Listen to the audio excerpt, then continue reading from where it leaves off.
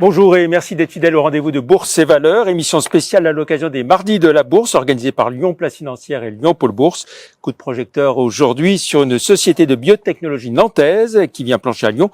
Dans le cadre des Mardis de la Bourse, nous accueillons Marc Lebozec, directeur général de OSE Immunotherapeutics. Bonjour. Bonjour. Merci d'avoir accepté notre invitation quelques secondes avant d'intervenir. Au même titre que Lyon, Nantes est une place forte pour les biotech en France. Petit pitch de l'entreprise. Vous êtes une société, donc je l'ai dit, de biotechnologie en phase clinique qui développe des immunothérapies innovantes en direct ou via des partenariats dans le domaine de l'immuno-oncologie, l'immuno-inflammation, c'est-à-dire...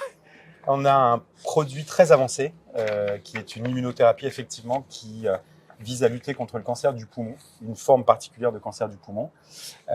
Très avancé parce qu'on est dans une phase 3 qui est censée être la dernière.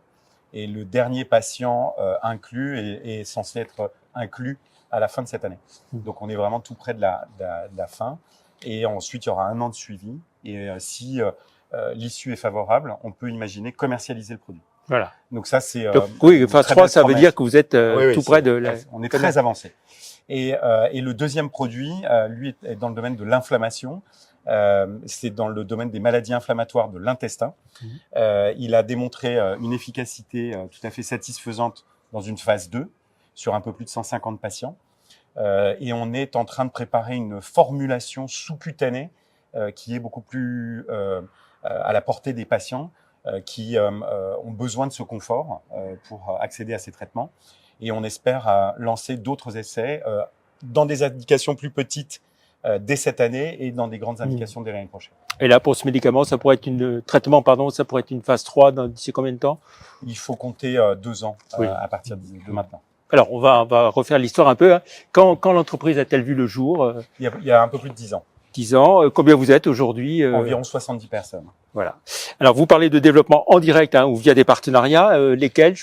Vous avez un partenariat avec Boehringer, je crois, Ingelheim? Absolument. Alors, on a ces 2 premiers produits, donc Tedopi dans le cancer du poumon non à petites cellules et Lusvertikimab dans les maladies inflammatoires de l'intestin. Ça sont des produits qui nous appartiennent et qu'on développe nous-mêmes. Donc, on fait nous-mêmes les essais cliniques, ce qui est assez remarquable au regard des montants levés en bourse qui sont assez modestes.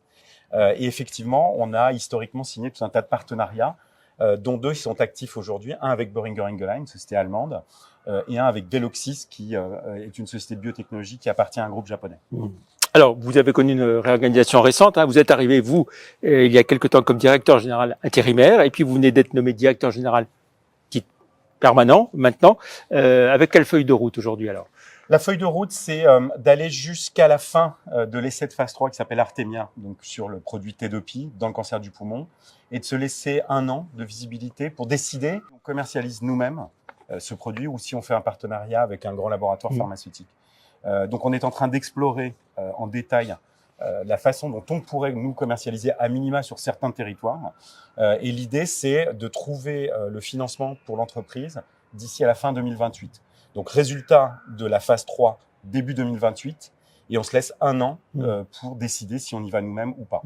Et vous avez dit que vous renoncez à certains développements, vous avez fait un peu le tri dans votre portefeuille de Oui, par contrainte financière et par vraiment discipline financière. On peut pas, malheureusement, à notre taille et avec nos moyens financiers, poursuivre tous les produits. Pour autant, on a un centre de recherche à Nantes qui est extrêmement efficace, qui contient une quarantaine de collaborateurs et qui sort très régulièrement de nouveaux produits qui nous ont permis de signer des accords et qui nous permettent aujourd'hui d'être en phase 2 et en phase 3. Alors justement, sur le plan financier, vos moyens sont sécurisés jusqu'à quand?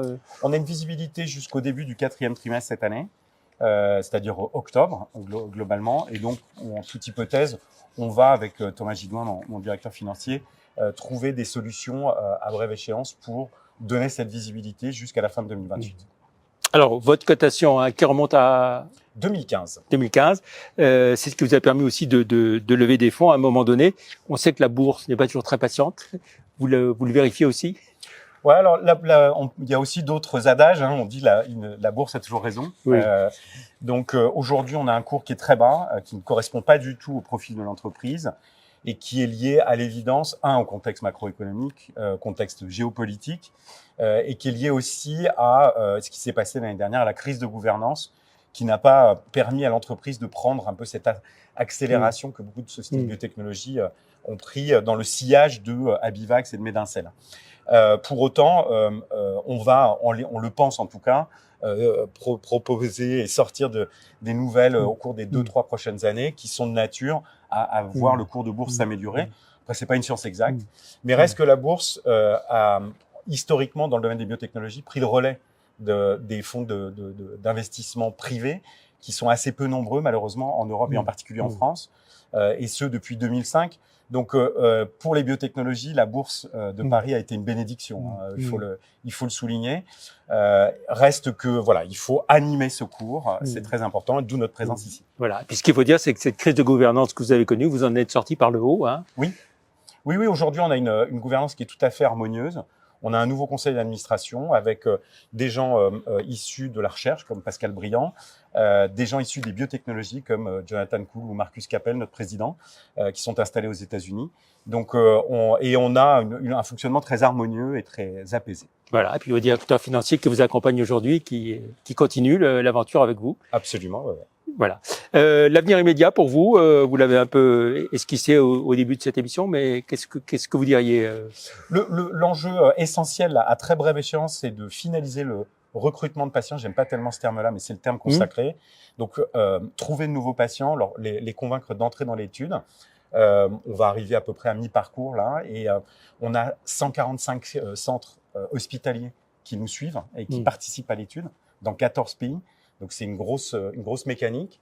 Et puis donc le deuxième gros enjeu à très court terme, c'est de financer la société d'ici fin 2028. Voilà. Et alors, si on regarde à plus long terme, à moyen terme déjà, c'est quoi l'ambition? Mon scénario idéal en tant que nouveau directeur général, ce serait que et sur l'usvertikimab et sur Tedopi, on ait le choix entre commercialiser nous-mêmes et faire des accords industriels. Les accords industriels, c'est évidemment je dirais presque la facilité. Vous faites un accord avec Sanofi, avec Pfizer et vous touchez des royalties. Reste que les plus belles histoires, en particulier européennes, sont des histoires d'entreprises qui commercialisent elles-mêmes.